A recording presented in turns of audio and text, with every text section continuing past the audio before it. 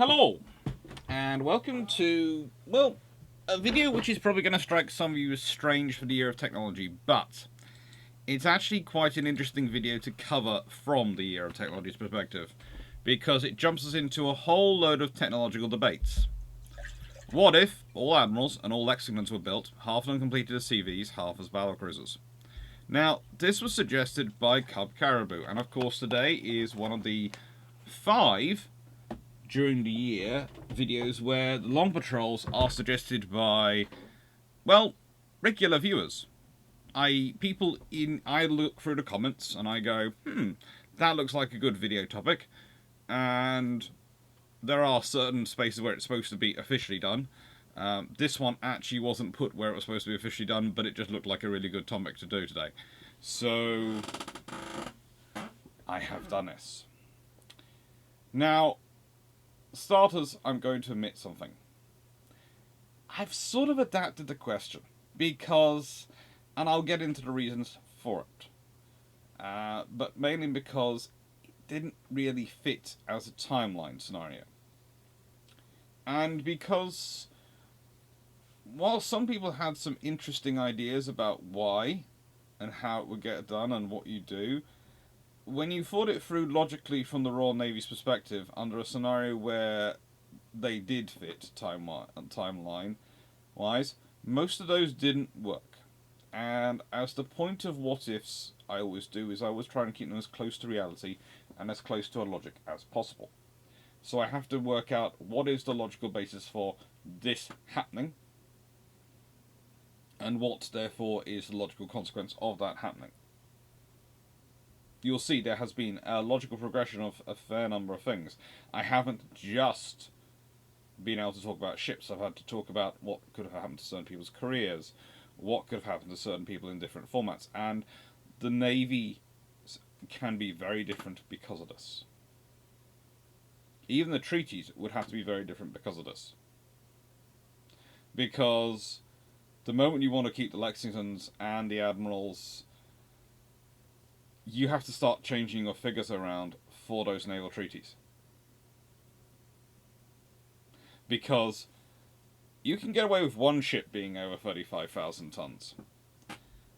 But if you're talking about allowing free for the Americans, the British aren't going to let themselves have less than free for the British over 35,000 tons.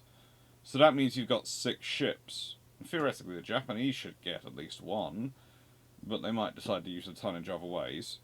And that's where I sort of leaned it towards.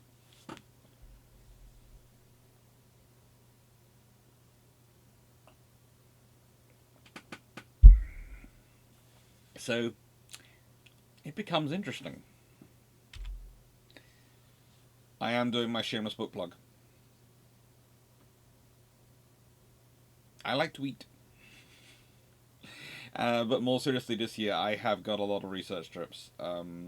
We've got one. There's a big group one going to be announced at some point. The follow-up this year's version of Canada 2022, Canada Naval History Tour 2022, and there is also going to be some trips for me to around the UK to go to various archives, and I'm hoping also to do a trip to Norway to go and see the various places where a travel class at the frontier got into some fighting, and maybe do some video recording there. So it's going to be an interesting year of travel. The first thing I'm going to organise for is the big trip, and my theory is once I've organised the very big trip, then I can organise the rest in around it, because I know what I'm paying for the big one. But yeah, we have merchandise store. I have not yet moved on from Spreadshirt. Yet. I am looking at other stores and other options and seeing what those systems are and whether they work out better. And I'm going to be having a discussion with some people who are fellow YouTubers, of course, Drac, to see if there are better options than what I'm currently using. But at the moment it's what I'm using. And yeah, they seem to produce fairly decent stuff. I've got a water bottle around here somewhere, which I probably should know about, but there again, I tend to do most of my drinking from these giant glasses.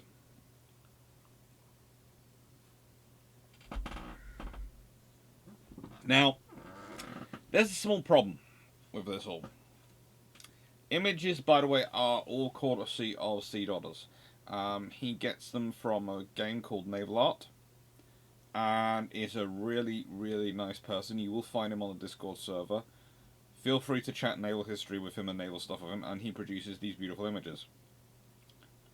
I have really got to learn how to use naval art so I can actually understand how well he produces them. Mainly because I don't think even if I do try and learn how to use it, I'm ever going to use it as well as he does in terms of setting them up. But he does very well.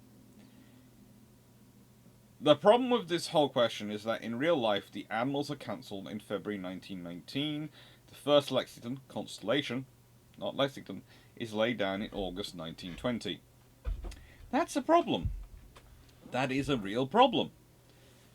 So I have to fudge things a little to make this work and provide a logical scenario. Those the criteria are going to affect the decisions made. So, in the nicest way, it's not going to be the same decision path which led to the Washington Naval Treaty.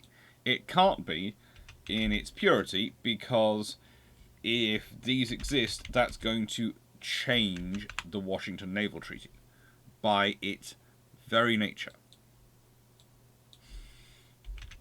It just has to. Now, furthermore, there are 4 admirals, including Hood, but 6 Lexingtons. So I have to work around the 2 ship deficit somehow. And this becomes more of a factor than you might think later on. Because if I'm going to keep all 6 Lexingtons, you can't then turn around to the Royal Navy and go, what you have to do is you have to complete one of the admirals as a ship, etc., and do the other. One of the admirals as a battle cruiser, and the other 2 as aircraft carriers, and then build a brand new aircraft carrier and a brand new battle cruiser, because they're going to look at you and go, no. Especially not as the criteria for having such a large aircraft carrier is it has to be a conversion. So they wouldn't be able to build an equivalent-sized aircraft carrier if it was a new build. So that would mean they would get a less good aircraft carrier than their American counterparts, which they're not going to allow. So pretty much automatically, if you're going for a free converted to carriers, you're looking at all the admirals going there. But I'll explain this more as I go forward. So, the logical basis of the scenario becomes this. US thinking, the US really wants 6 16-inch gun ships.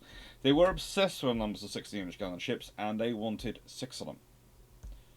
They decided to go for 3 Lexingtons and 3 Colorados. The reason being, this gives them 3 16-inch gun ships for their scout fleet and 3 for their battle fleet, which gives them a good range of firepower.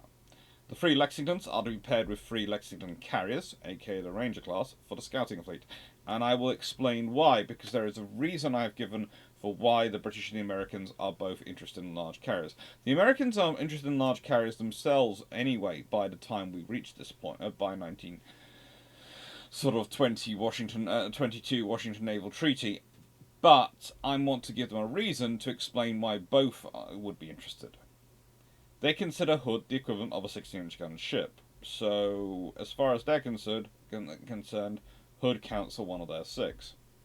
And believe Britain is bluffing about being able to actually build and complete ships while so close to World War One. They don't think Britain is out for the count. Please note, they're not that arrogant or stupid. They don't feel Britain is broken economically by World War One. Please note, again, one of the troubles with us looking backwards in history is we often notice things and we interpret them as being sort of that way because the more recent past is that way. With Britain post-World War One, they could very much afford to build a battle fleet. Yes, they're paying down the debt as fast as they can, but the battle fleet they were planning on building was not excessive. They have a lot of infrastructure. They have a lot of industry there. You pay for it, and it's going to keep the money mostly. The money's going to stay in the economy. It's going to provide key employment. There are lots of things which are payoffs for building it. And again, as I've said before on this channel in different videos, Britain isn't broken by World War One. Britain is broken by World War One, the Depression, and World War Two. That's what breaks the British Empire. All three. Because they just about get over one, and then boom, they're hit. And they just about get over the second, and boom. And each time they are taken lower and lower because they have less and less reserves because they've only just got over the previous one. So they have virtually no reserves when they're over World War One. And they're slowly rebuilding that, and then the depression comes, and that takes out vast majority of reserves. And then they're slowly rebuilding, and then World War Two comes in, and the rest of the reserves are gone. And yes, some of these are foreign policy holdings, but some of them are internal reserves, national reserves. And there's also the impact on your population of going through 2 world wars and a depression. None of these are very good for your national health. They really aren't. So you can understand where America's coming from, but it's not really accurate. UK thinking. They kept the Admirals on pause to provide them with more cherry trees to sacrifice in order to get what they want. Instead of cancelling them as a sign of good faith, as they did in history, they actually cancelled them before, the negotiations started. As a sign of good faith, readiness prepared, they kept them on ice. As cards in their back pocket they can dispense with if they want to. They know full well the Americans rate them as equivalent to a 15-inch gun ship because of their capabilities. The British are keeping them on ice. They'll agree to match, but in no way have less than the USN. Britain's not going to agree to it. At no point is Britain going to agree to the Americans having 3 and 3 and the British having 2 and 2. That just isn't going to go through. The Americans do understand this. There is no way the British are agreeing to less than the Americans. Even when they're negotiating various points in London treaties and exchanging tonnage from heavy cruiser to light cruiser category for the British insist on having actually more tonnage in terms of light cruisers than the Americans have in heavy cruisers, have their advantage in heavy cruisers because the British say, officially these ships are light cruisers, they're less tactically capable than your vessels, so we need more. And the Americans know full well it's not quite that way, because let's be honest, an 8-inch or a 6-inch cruiser doesn't make much difference. Their armour is still going to be terrible under the treaty system. They just are. This is based on the belief that whatever the executive branch do, the British base this belief on matching the USA in sort of treaty limits, based on the belief that whatever the executive branch might claim, the legislative branch is unlikely to provide it with the funding to deliver. Remember, the British have had a continuous diplomatic presence in the United States for a long time. They have been watching a lot of legislative debates. They have taken a great interest in their naval defence and procurement. They know full well about some of the weird ideas which go for American procurement and defence procurement. They know full well at this point that the Americans might shout a big game, they might build the prestige units, but they're unlikely to build the cruisers and destroyers and the other forces which will necessary to make those prestige units work. And that's basically the British Bank. The British Bank is, they'll have the prestige units, and that will match us. But if we can outmaneuver them in the other forces, then we're ultimately superior. We ultimately win. Are interested still in the Free Fleet plan as put forward by Jellicoe. Now, the British were still interested in this up until the treaty, and yes, the governments weren't that keen on spending that money, but they had sort of modified it so that you had the Mediterranean Fleet, you had the Atlantic Fleet, and you had a heavy sort of squadron in the Indian Ocean. Now, this was supposed to be based around 2 to 3 fast capital units, and they were planning some carriers. You can probably guess where I'm going to go for this. So, Cuxhaven Raid, Mark II, Wilhelmshaven. Now, the Cuxhaven Raid takes place in the early part of World War One, and it's a raid on the Zeppelin sheds. And it's more successful as a propaganda effort and a morale thing than it is an actual war-fighting attack. However, there is first of all Commodore Murray Sutter, and then there is David Beatty, who both propose plans using the Sopwith Cuckoo launching from aircraft to attack Wilhelmshaven, i.e. a World War I version of Toronto. Now, I would like to point out two things. One, the aerial torpedoes in Model 1, this one is shown with fins on, and yes, they would have fins on, but they do not have the tension cable. And they do not have necessarily the extra wooden extenders on the fins that provide it with better glide. So the tension cable, which keeps it level, so it enters like that, and belly flops in the water, boom, and the extra fins which provide it with extra guidance while it's coming down. So, I am not going to suddenly claim that the Royal Navy sinks the German High Seas Fleet in harbour in Wilhelmshaven. However, I've done it, the simulation, a fair number of times on, again, using my trusty version of Harpoon. I need to get my friend to do me a new version of Harpoon. It's not working well. The Steam version of Harpoon, which I have on this computer, it's still the mod doesn't work on that one for some reason.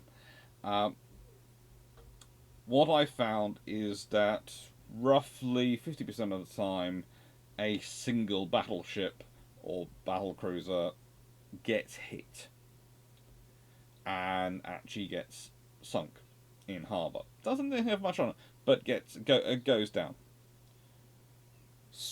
Because most of the torpedoes actually do hit the basin, because Wilhelmshaven is not that deep, and most of them sort of end up plotting in. But one of them does go through. It's kind of like Pearl Harbor, where a lot of Japanese torpedoes, because they don't have that tension cable, end up going into the mud. Well, this happens a lot here. So it's no Taranto, and I've done enough videos on Taranto to know for you to know what I exactly think in terms of success of Taranto. But that knocked out enough ships for a few months to buy the British and Royal Navy enough time. This shows strike works, and you have to remember how obsessed the Royal Navy is by this point with attacking a fleet in harbour. So suddenly, they have now got something which has proven it can attack a fleet in harbour, and whilst it didn't take out the whole fleet, it did sink a ship. So in real life, Commodore Sutter doesn't really have that good a career. With the splitting off of the Royal Naval Air Service into the Royal Air Force and all these things, he spends his life getting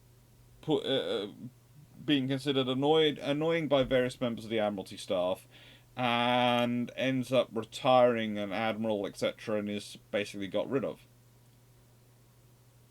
after having been posted to Italy. Not the worst place to be posted in the world, but not exactly a brilliant one either. Sorry. I've got a dog hair right in my line on my eyesight. It's the wrong colour to be one of mine. Got it. Now, this is going to have an impact on the Royal Navy. It's going to have an impact especially on David Beatty. Now, David Beatty is politically very powerful. Okay?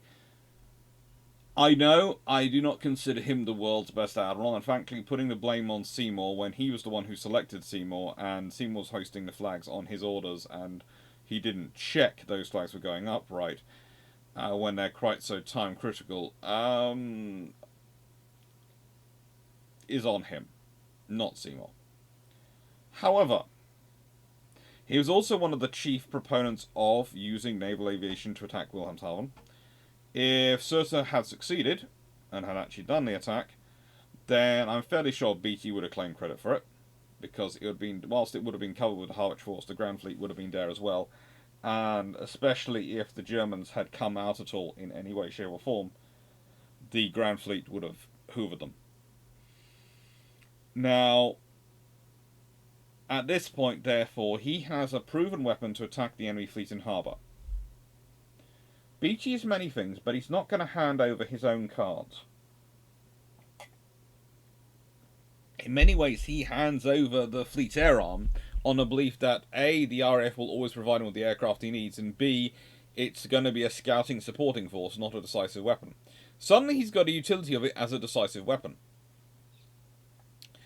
He'll probably have to hand over still the bulk of the RNAS, the forces which have been supporting troops ashore on the Western Front, etc. However, he will probably make a claim that the aircraft carriers, rather like the aircraft carriers, aviation, rather like the Royal Marines, needs to stay in-house because they're all under naval discipline. And, you know, that's how it needs to be. There would be issues, I think, still over potentially even basic training gets combined. But saying that, with BT and Jellicoe probably united on this front, in April the 1st, 1918, the Fleet Air Arm probably gets formed with the aircraft which are assigned to the fleet, and the Royal Naval Air Service, the aircraft which is assigned to shore, gets attached to the Royal Air Force. With the idea that pilots after the war could make a decision as to where they wanted to end up.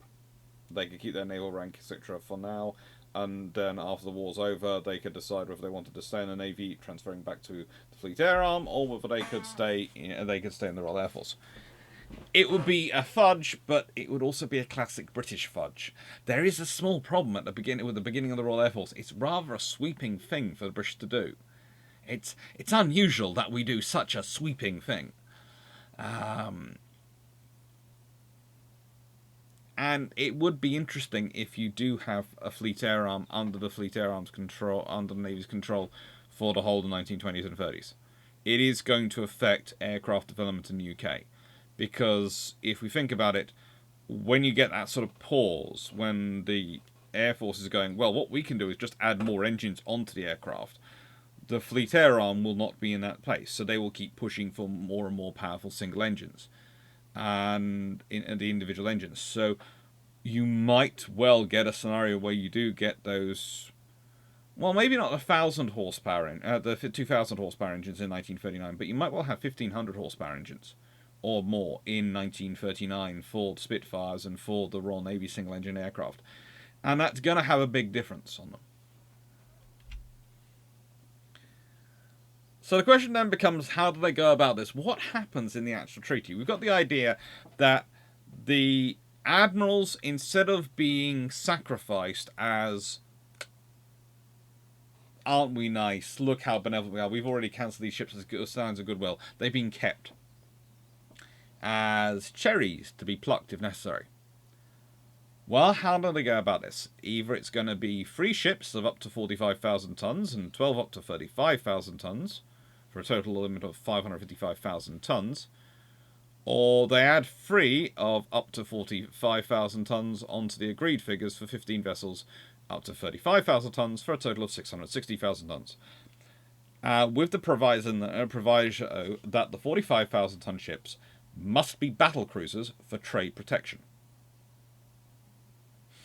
Now, I can see this coming about because, again, there has been a surface radar war.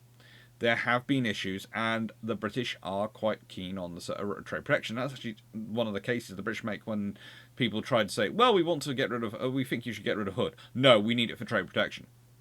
And if the Americans are after 3 Lexingtons in their form, well, they're even heavier than Hood is.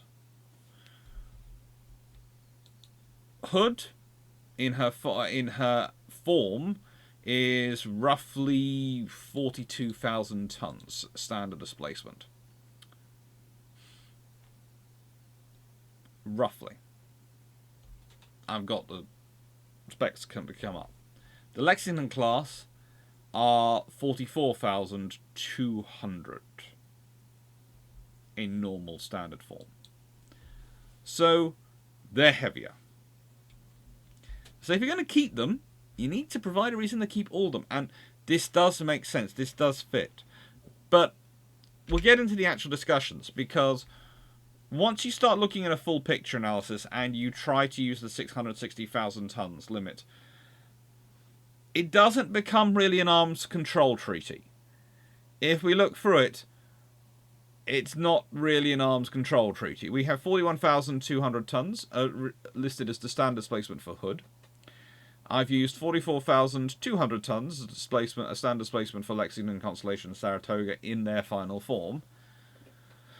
Especially if you're allowed up to 45,000 tons, I can see them doing that. And, you know, if we go through it, that's 660,000 tons is not really that much of an arms control treaty.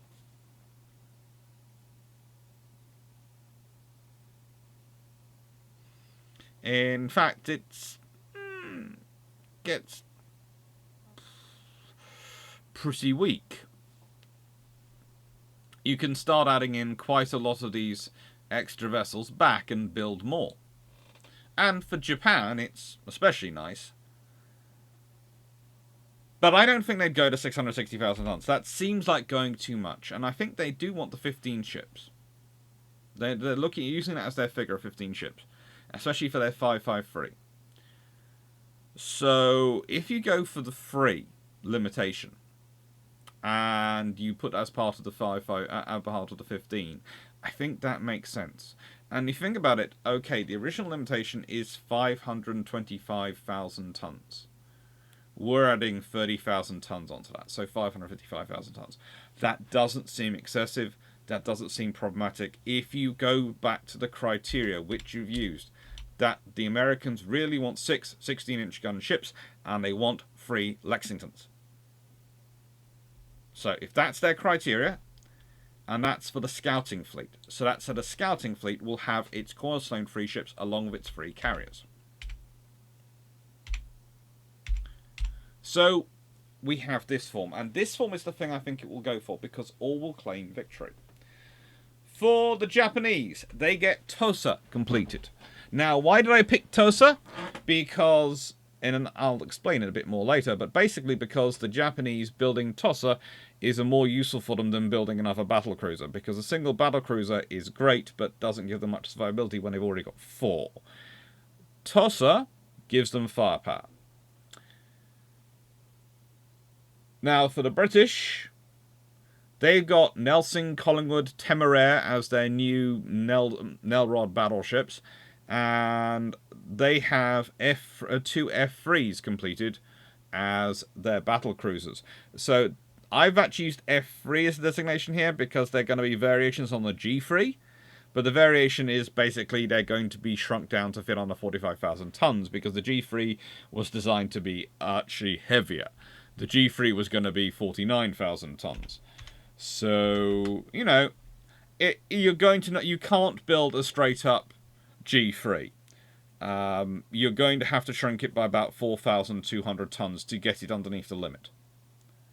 And I have maxed out the limits, even though historically the British didn't do that. The British did 33,800 tons for their Nelsons, etc. So I expect them to maybe build slightly underneath the limit. But either way, they've only gone 450 tons over limit, over weight allowance if they build to that total tonnage. For the Americans can say they won because they've got 6 16-inch gun ships, which means they've got the most of any fleet in the world. The British will only have 5. Yes, they have Hood, but they'll only have 5. And the British will actually have 1 more capital ship than the Americans, but the Americans can claim they've got their 6 16-inch ships, they've got their core ships, and besides, those extra ones the British have, let's be honest, they're the R-class. That's what I'll point to. And you know, the R-class are 25,750 tons. That means pretty much they are lighter than... They're just slightly bigger than the Oklahomas and a bit bigger than New York and Texas. They're not that massive. And, as I said, the Japanese can claim a win because they've got Tosa. And if you think about it, the Japanese now have 11 vessels. The Americans, well, they have, if I'm not mistaken, 17, and the British have 18. Which is an improvement for the Japanese. It is an improvement, and it does give them slightly more of the capability they wanted. So actually, in many ways, the Japanese might leave this treaty happier than they left the original Washington Naval Treaty. And completing 1 battleship is not going to excessively work them up. Plus, that battleship is only 39,000 tons in standard. So whilst it's not a battle cruiser, and technically the bigger ships, which are up to 40,000 tons, are supposed to be battle cruisers, the fact is the Japanese could probably make the case for being allowed to build 2 battle cruisers. The Americans and Brits will probably be quite happy to accept them building having 1 battleship. All can claim victory, and that's the important point. However, then we have aircraft carriers. So the Washington Treaty, as was, aircraft carriers are individually limited to 27,000 tons standard. These are all the details of an aircraft carrier. And the RN, USN, and IGN are all allowed to 2 ships of up to 33,000 tons. As we all know, originally, the Lexingtons, as aircraft carriers, weigh a little bit more than 33,000 tons. However, please note that in their phraseology, there's only 2 ships. But if you go back to the question, well, it's all half are completed as CVs, half as battlecruisers. Well, that's giving me 3 and 3. And if we go back to here, that's actually part of the overriding decision factor. And then we have this. So all those added together means that in the nicest way, both Britain and America will want far larger. Now, my theory is, therefore, they develop what they call a strike carrier category. And the strike carrier will be the bigger carrier. But this will have to be a conversion. Which makes sense, because the previous criteria had to be a conversion. And they're going to have to be 3 of them. So, if we go through the criteria I've come up with, I think, by the way, that only Furious is the only conversion the British have of that line. I don't think Courageous and Glorious get converted under this scenario. I don't see that as likely. They might do. They might still get converted. But they're going to be very much the smaller carriers. Now, if we were considering the special conversion, if we put it on the ratio of the 45,000 tons, we could have a vessel, argue for a vessel of up to 42,429 tons. And a standard carrier, well, that was supposed to be, on the ratio it was with the battleships at the time, could be 34,714 tons. Likely result. Okay? 553 ratio. Britain and USA, 3 special conversions. Japan, 2. Displacing up to 40,000 tons. Standard carrier probably gets set at 30,000 tons. Britain and USA get a 240,000 ton of actual carrier limit based on 3 specials and 4 standards, but officially are limited to 210,000 tons. It's actually stated you are allowed to go to only 240,000 tons only if you use your 3 specials. Japan gets 126,000 tons officially, 144,000 tons of actual limit based on them being able to get their 2 specials. But if I was Japan and I had to, 80,000 tons from the 144,000 ton limits leaves me with 64,000 tons. I suppose I could build 3 21,000 ton carriers, but it's going to be debatable what they're going to do. But broadly speaking, again, 5 carrier limit originally. But yeah, I have to be able to give them 3 40,000 ton carriers. If I then only allow them 2 more carriers, which are the original standards displacement, that's going to look weird and won't make sense. So what do my 3 40,000 ton carriers equal? 120,000 tons. Okay, so if I limit the other one to 30,000 tons, make that adjustment. That makes sense. Because again, you don't want to, you can't make there such a disparity between the 2 types of carriers, the carriers you can build and the carriers you're converting, that you give yourself a disadvantage. No one's going to allow that. So again, using the stats as the USN and the Royal Navy sort of understood at this point, you're getting a carrier, you're able to build a carrier which is almost as good as the conversion. Basically, you would sort of the British would presume that a 35,000 ton built carrier will be about the same capability as a 40,000 ton converted carrier. So 30,000 ton is within an acceptable sort of margin of error. And that also works out nicely to 120,000 tons. And then I remembered also the other advantage is I'm doing this what if scenario and it makes sense to me, but I want it to make sense to you as well. So they've got 3 strike carriers, these 3 special things. and they're allowed to build 120,000 tons of other carriers.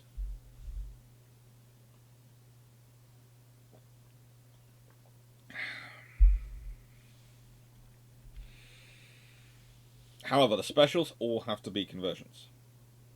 For the USN, this is going to produce a logistician's dream. Okay? Imagine it. You have 6 ships, all which have the same power plant, same engines, same system, entirely laid out underneath. So you can train 6 sets of engineers. Well, the engineers come from a common pool. Lots of the training manuals can come from a common pool. You suddenly have these ships which you can support logistically around the world very easily, because the sheer amount of parts you can justify carrying, because you've got 6 of them in your supply ships, is enormous, and it will keep them going. So the USN really does luck out with this logistically, and they end up with 3 carriers and 3 battlecruisers. Now, I think this is also going to have an impact on how exactly they're designed as aircraft carriers, because one of the justifications I often hear for the 8-inch guns on the Lexingtons is it, what happens if they're caught unawares? What if they're caught without protection? Without an escort? Now, interesting enough, under the London Naval Treaty, where you actually limit the construction numbers of your cruisers, that is more justifiable. But under the London Naval Treaty, the USN are less inclined to put do not put heavy weapons on their carriers when they build them, and actually start taking them off, which is kind of counterintuitive. Under the early system, where you don't have such limitations, they do put these things on these carriers, and they do take up a lot of weight, especially top weight, because they are quite high up in the ship. But if you are telling me that they are going to be partnered with a ship armed with 16-inch guns, there's part of which is going, why am I bothering to have 8-inch guns and all the top weight and issues that those come with on my carrier under that scenario? However, conversely, you also have roughly 5,000 extra tons to play with than they have historically. So, and, after they've fudged it, this, to me, means that they probably do keep them. They probably do have those guns still.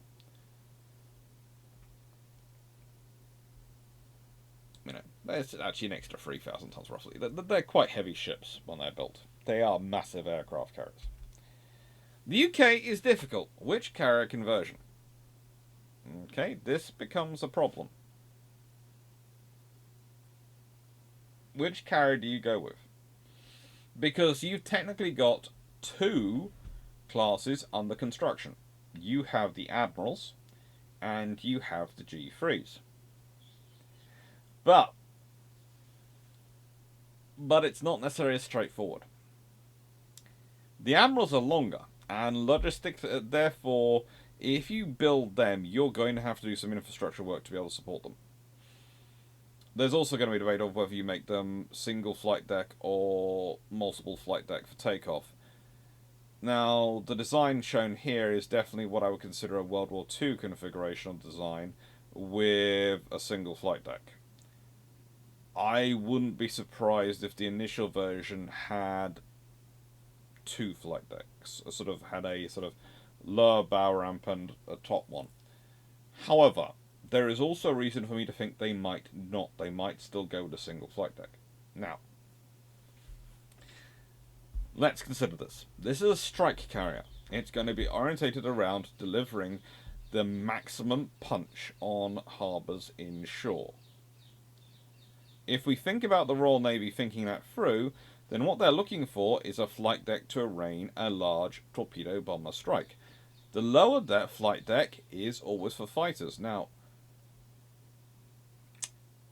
there is an argument, if you're arranging on the top deck your strike, you can then not disrupt that by having fighters take off from on the bottom if you need them to provide air defense, if you suddenly see aircraft inbound.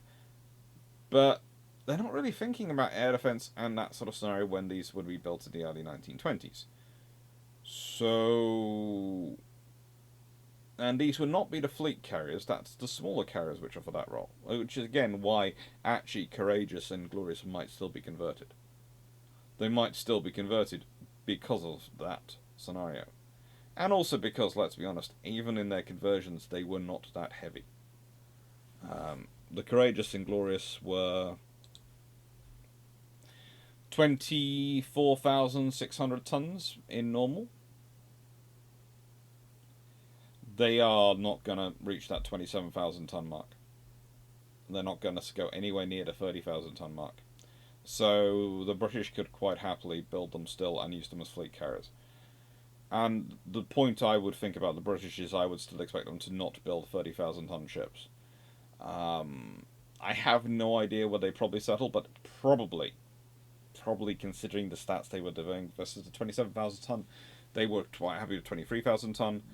I'd reckon it would probably be around about the 24,000 ton mark, because if we consider if they're aiming for roughly 24,000 tons for their carriers, you can get 5 of them for 120,000 tons, and then with 3 strike carriers as well, the British would be shameless in that if they managed to get them in under the 40,000 ton mark, which they probably would, they probably want that extra tonnage allocated to their regular carriers and go, well, we're allowed 240,000 tons. We built 3 strike carriers. Yeah. The fact that they all weigh in at a roughly 37,000 tons, 36,000 tons, and have left us with 12,000 tons left over, and then gives us, a nice extra 12,000 tons to add into our carrier, so we can build like 4 24,000 tons and 2 18,000 tons to back up our 3 36,000 ton carriers and give us a total force of roughly 9 carriers. Yeah, that would fit with the British and would fit with their scenarios in the 1930s. But again, the G3s are unlikely to be converted, because here is the point, logistics again, but also for the British. If you think about it, you started the G3 because it's a better battle cruiser than the Admiral for what you need. You now have to build a battle cruiser which is going to be up to a certain tonnage, but with 16-inch guns. You're either going to have to do a massive redesign again on the Admirals, and then that's going to be a one-off. Or you can turn all the F3 remaining Admirals into aircraft carriers. You can standardize them, and you can build 2 new battleships. Well, battle cruisers. You'll also be able to build 3 battleships, please note. Again, if we go back to this list, the British are very happy because the British get to build 5 ships, pretty much. And the Americans, remember, are banking on the British not really wanting to or being able to afford to, so that, frankly, they get superiority that way. When the British actually build them, goodness knows the panic attack that will come across the Americans, but it won't matter. If we consider the actual American panics they were having over the Nell rods and what the various fantastical designs they projected for them, you can actually see that in many ways the Americans agreed to them thinking the British wouldn't actually build them. So I am not basing this out of thin air. I am drawing this from some realistic strands which were going on. They just weren't the prevalent strands. So basically I'm not inventing history. I'm just changing the dominance of things a bit for this to try and make this what-if scenario work. So you're not going to end up with a fleet of 2 Admirals, 2 Admiral-class carriers, a G3, and a G3 carrier. No. There's just no point in it. Logistically and design-wise. You'll end up with 3 Admiral-class carriers. Which is an interesting scenario to get into. But you also end up with a debate over the G3, because remember it's got to lose a few thousand tons. So, Dodder's produced this, and it's rather cool. Now, I am, as you know, not a fan of the Nelson arrangement. I prefer the F3 design, where it goes low, low, super firing, because then you can theoretically get all 9 guns to fire forward, especially if you raise them up to their full angle.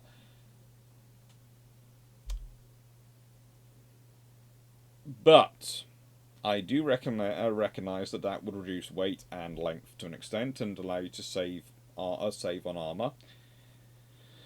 And so that would be an easy way to get 4,000 tons from your G3 design. Either way, it gets rid of the most horrendously placed turret known to mankind. And please, every time I talk about this turret being terrible, there are a number of people who then comment in various videos going, but the designers at the time were very experienced and they knew what they were doing better than you do. When the designers at the time are saying that this design was not necessarily sensible, and you see them turn it around completely when they're building Nelson and Rodney and go with this format, I can see the logical justification of this. I might not like it, but I can see it. But the top version is never going to be my friend. It does make it less likely for smoke to come forward and obscure the direct-to-fire control, etc. in systems. But honestly, no. But in good news, this would give a lot of space for secondaries and air defenses, etc. to be put on the cover on aft, which would be an interesting scenario for the ship, and I think would make it rather capable. So this is the F3 in this scenario. 16-inch guns. Now, I would see in this scenario that Nailrod times 3 would be a likely occurrence. However, I think they might be slightly adapted, because if you are building 5 16-inch gun ships, 2 battle cruisers, 3 battleships, you're going to have far more of an armor throughput, so you're going to be able to actually put more in your yards. But also, you're going to be able to look about these things more. Instead of these ships being the only 2, they're going to be 2 of 5, and they'll actually be 2 of 3 in terms of battleships. So I wouldn't be surprised if they are slightly heavier, maybe slightly less armoured, but with a slightly higher speed. I wouldn't be surprised if these are 25 knot plus officially. Maybe even 28 knot ships. Maybe. But I'd say 25 to 28 knots would be where they'd end. Rather than the lower end, where they end up, they would go for the higher end. And I think this would then affect the Queen Elizabeth upgrades as time went on.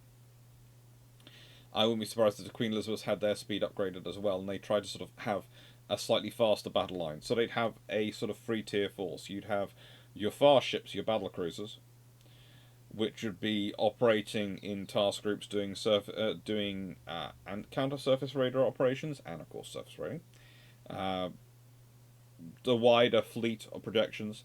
Then you'd have a fast fleet, which was supposed to be your deployable fleet, to be able to go to the Far East or Mediterranean or wherever you need it.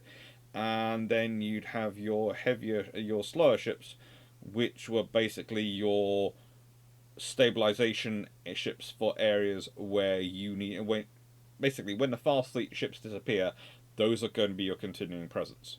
I'm going to go, hang on, yeah. They might have gone, but in the nicest way, do I look like something you really want to tangle with? And remember, if you tangle with me and successfully beat me, I'm going to do a lot of damage while doing it, and then they're going to turn up. And you see how big they are? Look at how cute they are. Look how cute. They're pretty. Yeah. You know they're pretty.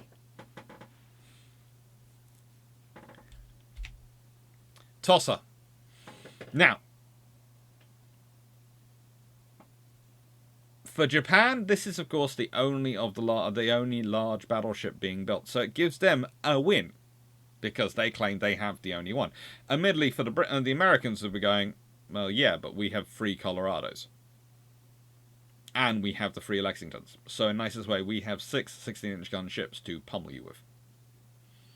And for the British, it would be a case of, we have 3 of these, and Hood and 2 other ships. We're fine. But for the Japanese, it would be an important statement. They would have the world's largest battleship. That would give them something. And it might well change some decisions they make as time goes on.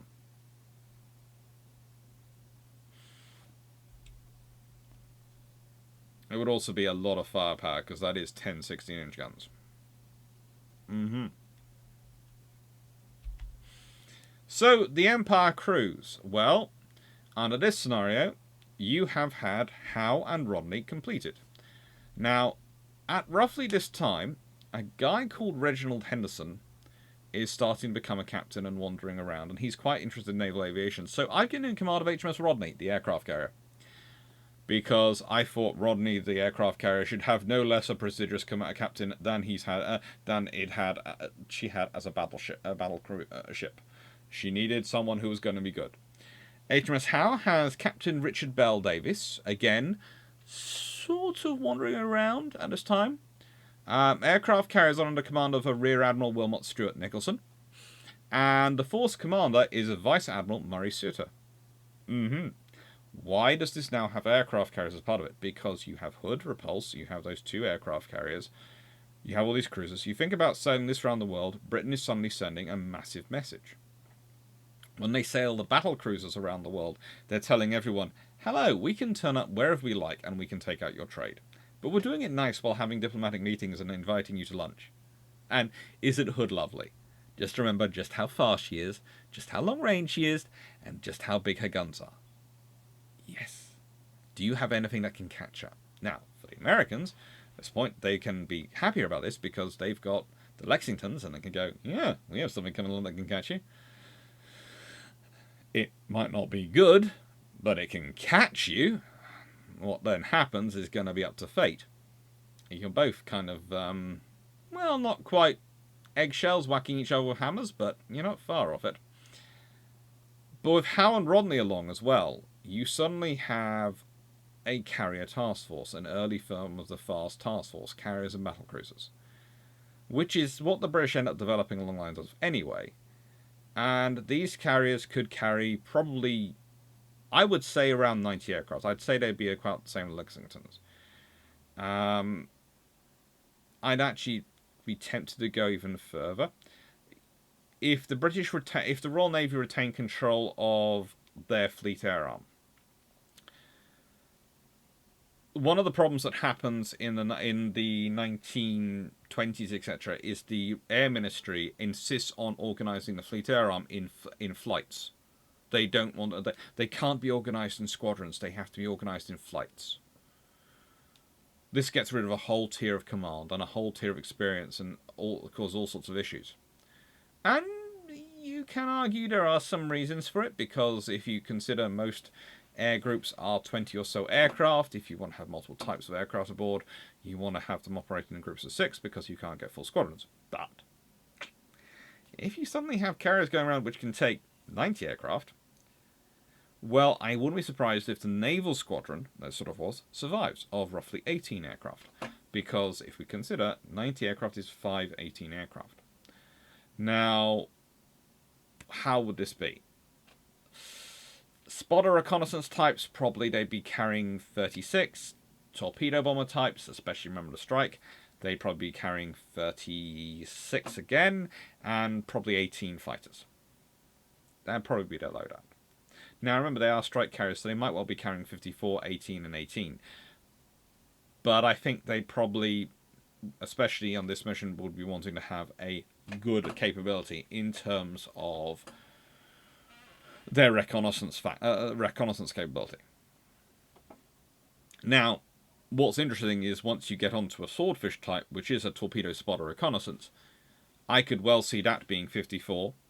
I could well see you having 18 skewers and 18 other fighters. And the presence of the consistent need for fighters would actually have a change and impact on the fleet air arm.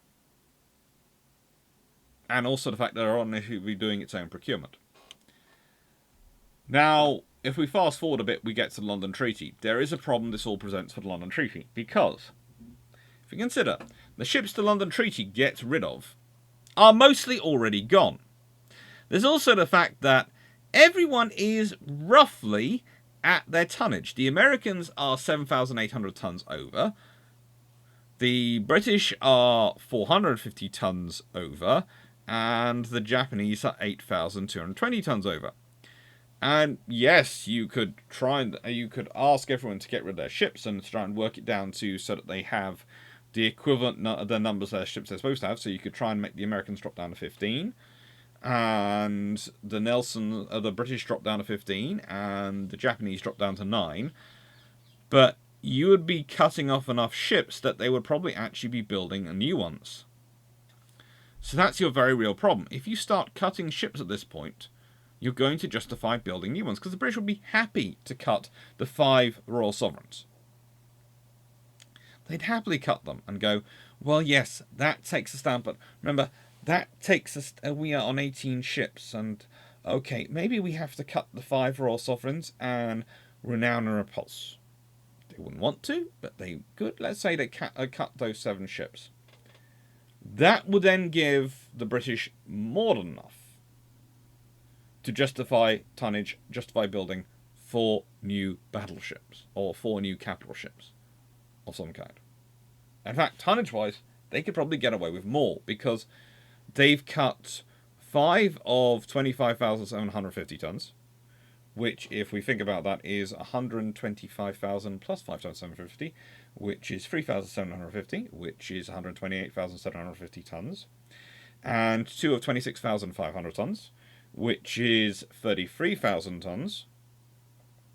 No.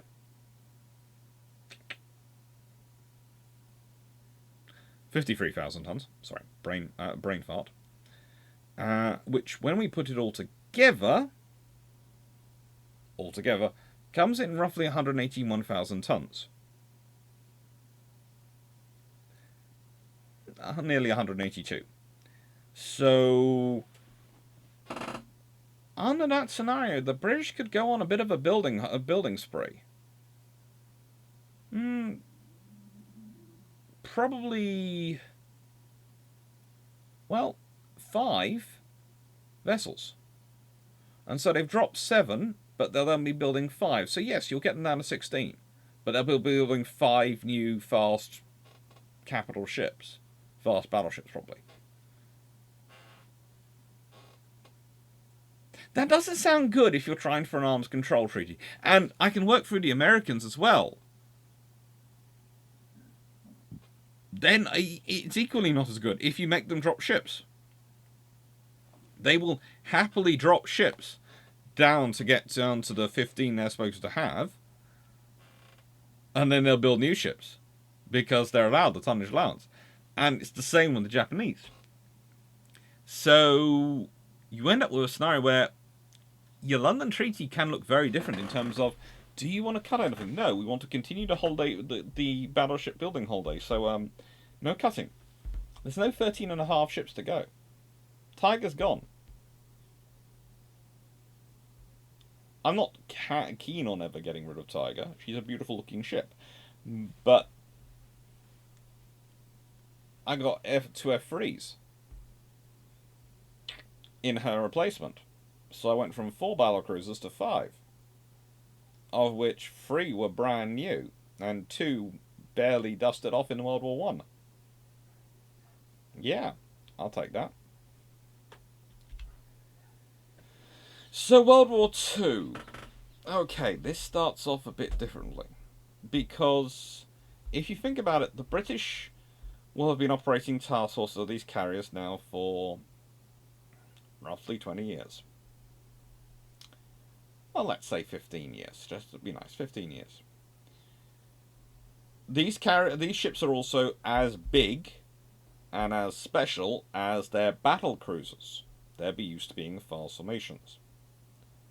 Where are they going to be in the world? What are they going to be doing? Well, I wouldn't be surprised if you had a couple by the time. Well, and I think normally you would probably have a pair and a pair of battle cruisers sitting in the ocean, and that would be the heavy squadron in the ocean. And I think you'd have the remainder of the remaining pair probably sitting in the Atlantic. I think you'd have the other carriers split between the Atlantic and the Mediterranean fleet. And I wouldn't be surprised if you had one of the new battleships sitting in the Atlantic fleet, and the other two sitting in the med. Because, if you think about it, then you've got two of your big ships in the Atlantic, two in the med, and two in the Indian Ocean.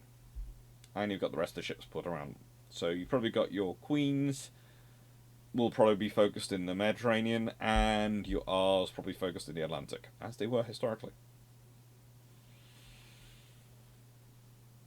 And Renown and Repulse,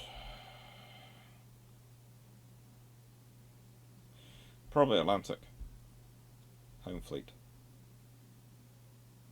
Because, especially if you have, and this is going to be a decision, do you keep Hood back, so you have 3 15-inch gun ships, and you have your two new ones in the ocean,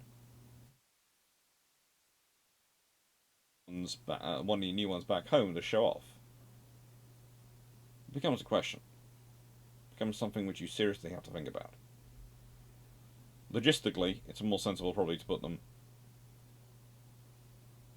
in both in the ocean, but there again, if you put Hood out there, then you have, whilst they're different, they are similar enough, you have 3 sets of machinery which are broadly speaking the same. Now, what do I see happening? Well, historically, Wilhelmshaven is, and the other German harbours are attacked by land-based Royal Air Force heavy bombers. Wellingtons, or medium bombers as they were, well, but sort of heavy bombers they had at the time available. And I think in this version, I wouldn't be surprised if you saw a couple of strike carriers. The Royal Navy would try and push the strike carriers in close. And again, people talk about, well, the German submarine force. Well, the German submarine force is not as strong at the beginning of World War II as it is later on. And if the Royal Navy have managed to push a carrier battle group into strike range, so that the moment war starts, they start striking at the German naval bases and do a full strike on Wilhelmshaven with, again, those torpedoes and dive bombers. Who knows what happens? It's going to change things. It's going to change things also of having had those big carriers in operations. The Royal Navy is going to have a different approach to carrier operations than they did historically. Probably not too different, because remember, the same factors which affect their development of aviation, the fact that you're fighting in the Mediterranean, where you're going to be under constant land-based air attacks, so you need to keep a constant flow of operations, are still going to have been there and be prevalent. But you're also going to be starting off the war with more carriers. You may or may not have built Ark Royal under this scenario, because do you need an extra strike carrier? They might well have built her, because they might decide they do need an extra strike carrier so they can guarantee those decks. They want another. They don't want to just have the two in the Indian Ocean with the space to maneuver in the Indian Ocean, but they want another one for the Atlantic Fleet. So they might well have built one, which could again affect the capital ships to be constructed, because again, if you, well, she can buddy up with Renown and Repulse. They might have built even more. They might have divided their fleet into fleet carriers and strike carriers. The Pacific task forces are going to be interesting, because I don't think you have. I think you have all 3 out there by the time war begins in 1941. Pearl Harbor, but I wouldn't be surprised if they're all at sea doing various things, because that's what Richmond really wanted, to keep them out at sea, and the other admirals all really wanted to keep them out and really tried their best to keep them out at sea. But I think they'd be going around with one of these. Now that's going to cause some differentials, because if you think about it, if you've got constantly a battlecruiser carrier task group, you're going to need to have built what more of? Fleet oilers and fast fleet oilers. So yes, you probably have a couple more. Then you've got the scenario that wherever the carrier goes, it's usually got this big escort with it. When it's originally built, this is going to be seen as the primary asset, and that's going to be seen as the supporting asset. But as time goes on and as war develops, it's probably going to be the other way around. Now, having them with them is going to, especially if they be modernized, is going to provide a lot of firepower for the defense of the carrier. It's going to provide a lot of distraction for attacking the carriers, but also it's going to provide you with a lot more confidence. Things like the Doolittle raid, etc. If you've got a couple of fast capital ships, a couple of Lexingtons modernized, along with you for protection, you're going to be less worried about running into a Congo, because it's going to be a case of, yeah, they got 14-inch guns and they're good, but we've got 60-inch guns and we also believe we're good.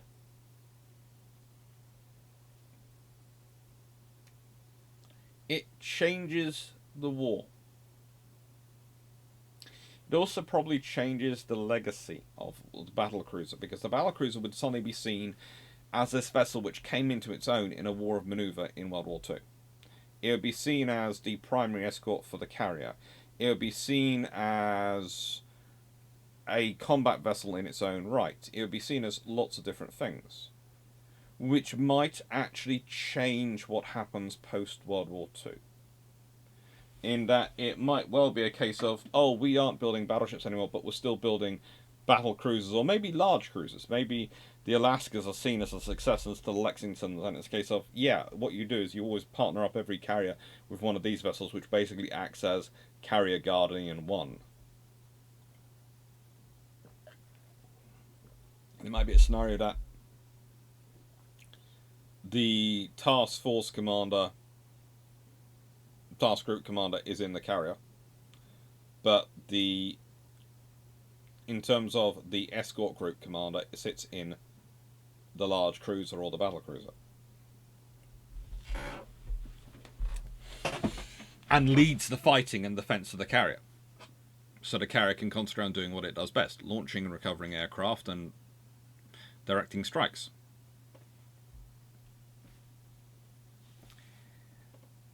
I seriously think, though, it would have had a big impact on World War II. I think you end up with a scenario whereby it becomes a common feature for carriers to have heavy escorts. And that could well change some of the scenarios that happened in World War II. For example, I do not see any three of the Admirals being allowed to go off and do anti-submarine warfare. They're too big and too important for that. And frankly, they're not doing that. I also don't see them going, oh yes, you travel alone. No. You travel with your battle cruiser. You travel with your escort.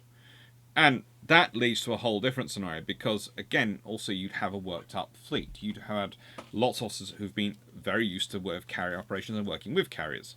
So instead of you having this pool of officers who really... The Royal Navy had a few officers who really almost didn't seem to understand that with aircraft, they're most useful when they're up there, not when they're in the hangar. They're not like shells. You don't fire them and then you've lost them. You keep them going up there and it provides you with your reconnaissance and your cover. Well, you can go through some of the scenarios, and for example, the loss in World War II of Glorious. Well, if we consider a different scenario whereby Scharnhorst and Gneisenau come across the task group going through, and let's say it is the aircraft carrier. Let's say it's the aircraft carrier Rodney, and she's got with her, might have Hood, might have one of those G3, F3 version vessels. What happens? Well, A, they're probably spotted when they're coming in, so a strike might have been launched because they've got aircraft airborne watching. And B, suddenly they've got a very big vessel heaving down on them going, hello! You've come into my gun range! How cute!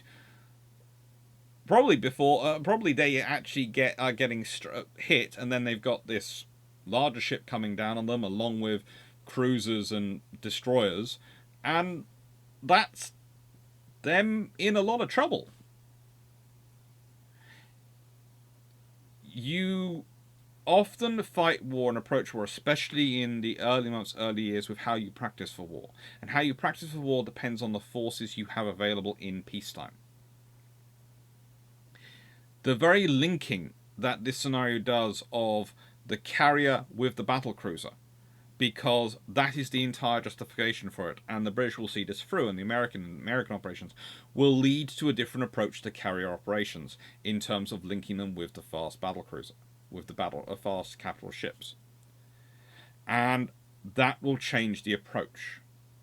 And they will become seen as a tandem operating team. And again, the British do like multi-carrier operations. That is a legacy of World War One. That is something they develop in peacetime and in the interwar years. And then in World War Two, because they've got so many carriers spread all around the world, they don't get to do multi-carrier operations. And so they don't get really recognized for doing anything in multi-carrier operations. Well, you'd have an early war probably strike, which would be a multi-carrier operation. You would probably end up with a Taranto, which would be a multi-carrier operation, because there'd probably be more than one carrier available. Because you're starting off with more carriers, as was planned for Taranto. Taranto was supposed to be a multi-carrier strike. It was supposed to be at least 2. Well, you could have a very different scenario develop from this. And again, if you have multiple carriers turn up, which carry a larger air group, still broadly orientated as the British, designed around around consistent, continuous operation, but are able to mount put together a larger alpha strike, a larger strike group. That could well change the impact on Wilhelmshaven. That could change what happens in sort of German fleet at the beginning of World War II. That could change what happens in Norway. That could change what happens in the Mediterranean. And it could certainly change what happens in the Indian Ocean and the Pacific. You could well see a scenario where a HMS Hood, the USS Lexington, HMS Rodney, the aircraft carrier, and USS Ranger, because my view is that Lexington, Constellation, and Saratoga would probably become the battle cruisers, and Ranger, Constitution, United States would become the aircraft carriers. I'm not sure about having an aircraft carrier called United States. I think the Americans might panic and rename her, but they also might keep it. So you'd have the Ranger class carriers. It would become CV2, 3, and 4. You could well have a scenario where those groups link up in the Pacific, if Pearl Harbor still takes place, and one of the battles is those groups linking up and fighting the Japanese together.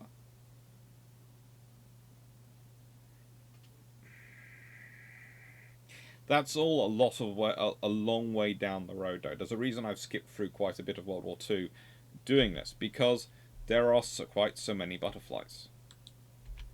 There are quite so many butterflies. But it's worthwhile thinking, because if we think about this, that there's the technological evolution going on. The reason this all comes in. If you go back to this scenario, think about how different capital ships will be perceived. Think about the speed of the capital ships. Think about how many capital ships you have built now in the 1920s. You have a lot more built than originally. Originally you have 2. Now you'd have 5, all built by the British. And you'd have the 3 completed by the Americans, and the 1 completed by the Japanese. And they'd probably take their time in completing them, so they could add in some little upgrades as they went.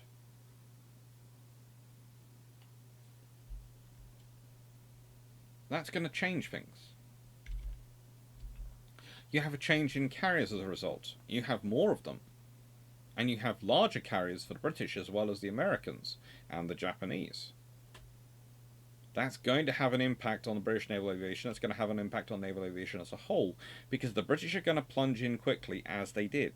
Remember, the British have the largest number of carriers in 1939. They have the most of them. They have they've had the most of them for many years. They've had a lot of experience in carrier operations. They're still new at it, but if you've had more carriers, and they've got more, and those carriers are bigger with more aircraft, and the British have controlled their fleet air arm, that's going to create a lot of butterflies. That's going to change things, and the Japanese and the Americans are going to react to those changes. So a little change at the beginning, a little change back in the 1920s, can have huge repercussions on World War II. Huge ones.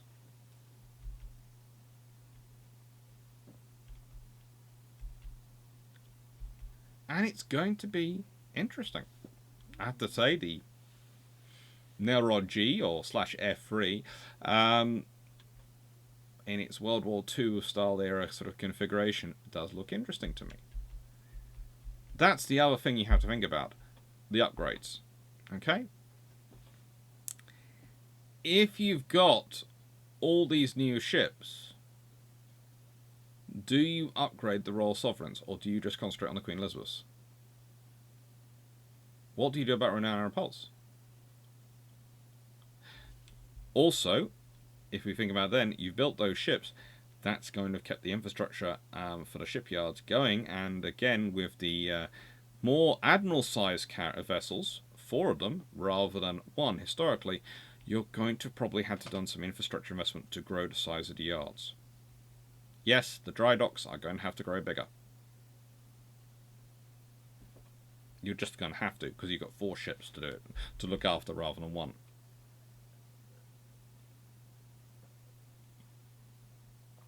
Which is going to have an impact on British construction. It's going to have an impact on British operation. It's going to have an impact on infrastructure. Not just in the 1920s and 30s. In the 1940s, 1950s, 1960s, 1970s, 1980s. It's going to have an impact. Infrastructure investment is a long-term thing.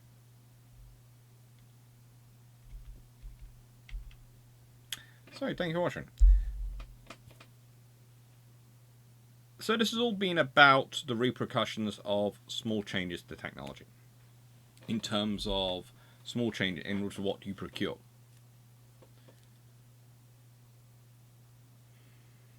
But you'll notice I've kind of avoided talking much about what I think the changes to the Japanese fleet would be. Because I'd really like to hear what you think they'd be. And in this scenario, what do you think the Japanese do? I said, I think logically Tosa is the one they pick as the vessel they complete. But their carriers, their whole strike force, their whole force mentality could well evolve slightly differently under this scenario, because they've just won something. They've got completion of the world's biggest and best battleship as far as they're concerned. Most on paper it certainly would look like it. So they've just won something. How's that going to affect their worldview going out on the Washington Naval Treaty? How's that going to affect them as a nation? And how's it going to affect their procurement of carriers and their other vessels? I'd really love to hear what you think. Anyway, what we've got coming up? We've got the Dragonfly class and other gunboat service in World War II on Thursday. It's going to be fun. And we've got Blue Ships 101 on Where Are the Dalmatians? I couldn't resist. There's going to be a serious books topics. But it's 101. There should be Dalmatians. There's going to be a poodle, probably. And we've got Designing Ships, Still Judging by Eyes. On 7th of February. That's next week's Tuesday video. I'm going to enjoy that one. Right. Thank you very much for watching, and take care.